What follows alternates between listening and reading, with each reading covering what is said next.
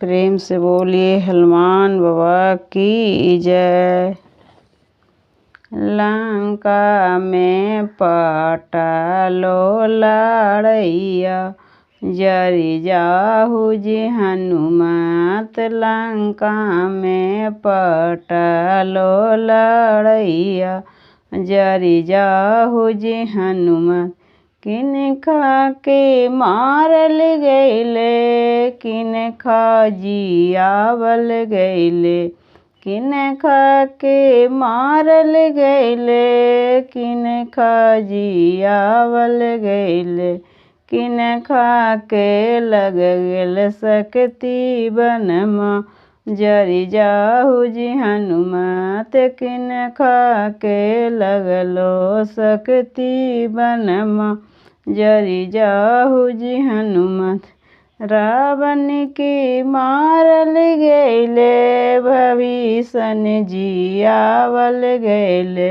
रावण के मारल गैले, भविष्ण जियावल गैले।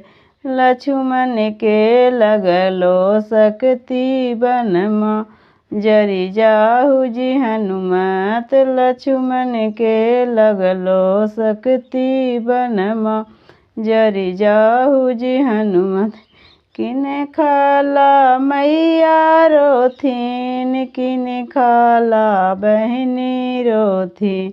किनका ला मैया रोथिन, किनका ला बहिनी रोथिन।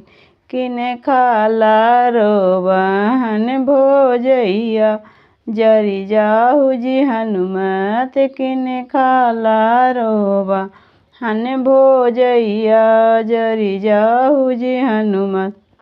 रावण ला मैया रोथिन, भविष्ण ला बहिनी रोथिन।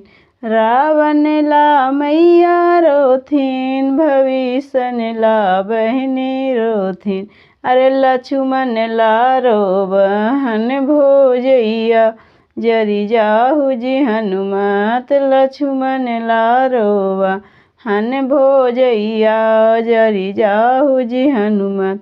लंका में पट गेलो लड़ैया, जरि जाहु जी हनुमत। लंका में पटी गेलो लड़ैया, जरि जाहु जी हनुमत। प्रेम से बोलिए हनुमान बाबा की जय। मेरा वीडियो अच्छा लगा तो चैनल को ज़रूर से ज़रूर सब्सक्राइब कीजिए।